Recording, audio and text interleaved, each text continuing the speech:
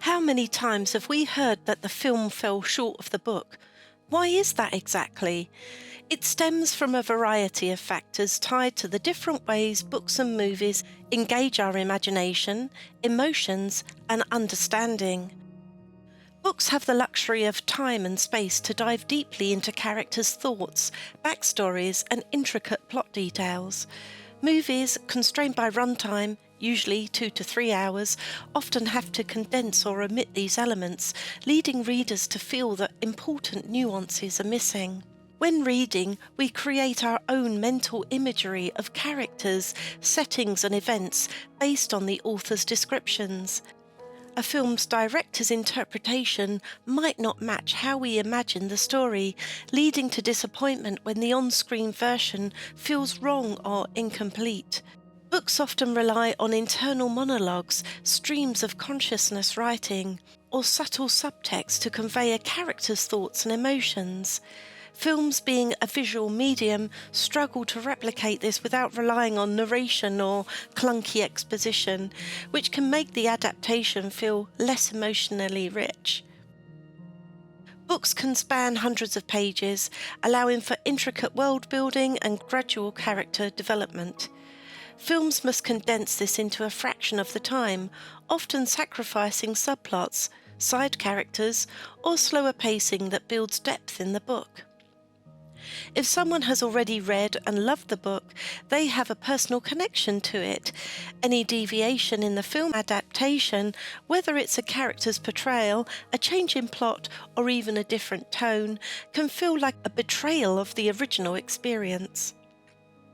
Books excel at exploring inner worlds and abstract ideas, while films focus on visual and auditory storytelling. Some aspects of a book simply don't translate well to film, such as philosophical musings or symbolic language, leading to a sense that something has been lost.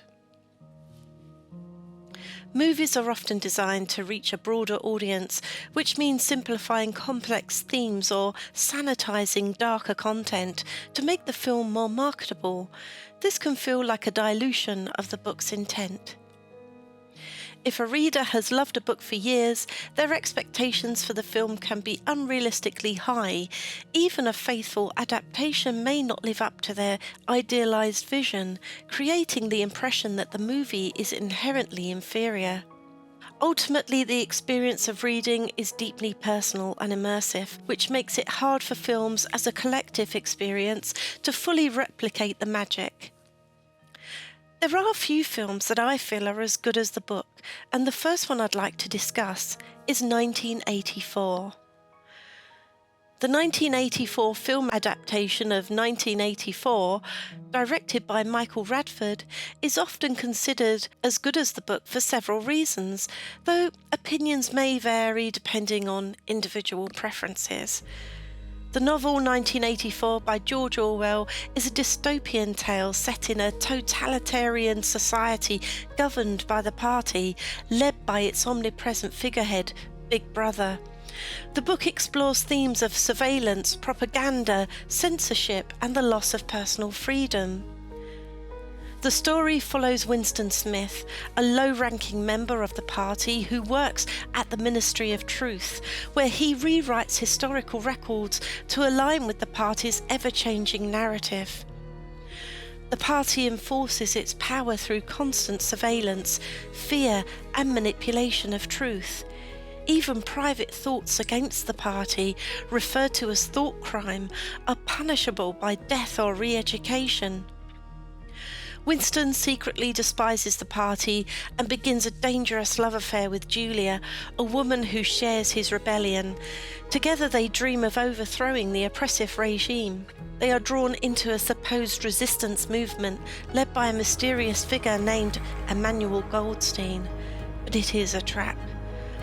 Winston and Julia are arrested by the thought police, betrayed and subjected to brutal interrogation and psychological torture at the Ministry of Love.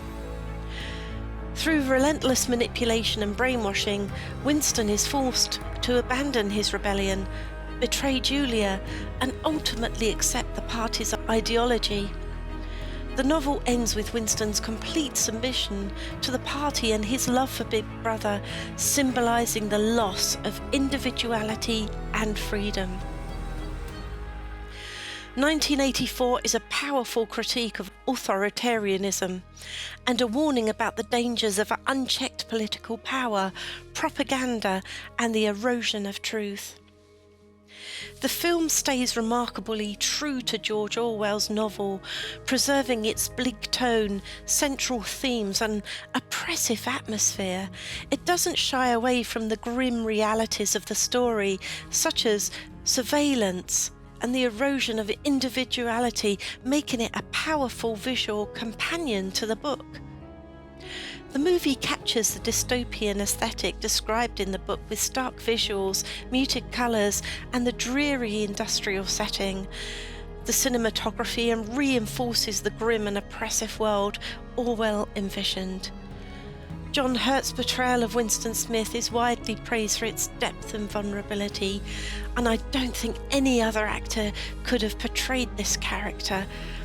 He brings the character's despair and quiet rebellion to life, and Richard Burton, in his final film as O'Brien, delivers a chilling performance that embodies the manipulative power of the party. The film's use of sound design and music enhances the atmosphere. The dissonant score and the eerie sound effects amplify the tension and despair in a way that only film can achieve, complementing the psychological intensity of the book. While the book allows readers to imagine the horrors of Orwell's dystopia, the film brings to life these scenes such as 2 Minutes of Hate and Room 101, and the destruction of individual thought under Big Brother's regime are viscerally depicted, making the abstract concepts tangible. Both the book and the film resonate with contemporary audiences because of their commentary on authoritarianism, propaganda, and surveillance. The movie captures these themes in a way that feels immediate and visceral, and much like the book does intellectually. Some viewers find the visual and emotional immediacy of the film more engaging than reading the novel. The film condenses the story while retaining its essence, making it more accessible for those who might struggle with the book's density.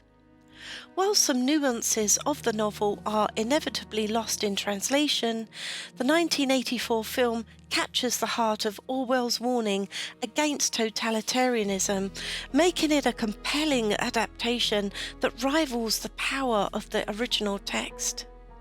In the next video, we'll be looking more at George Orwell, his inspirations and his writing style.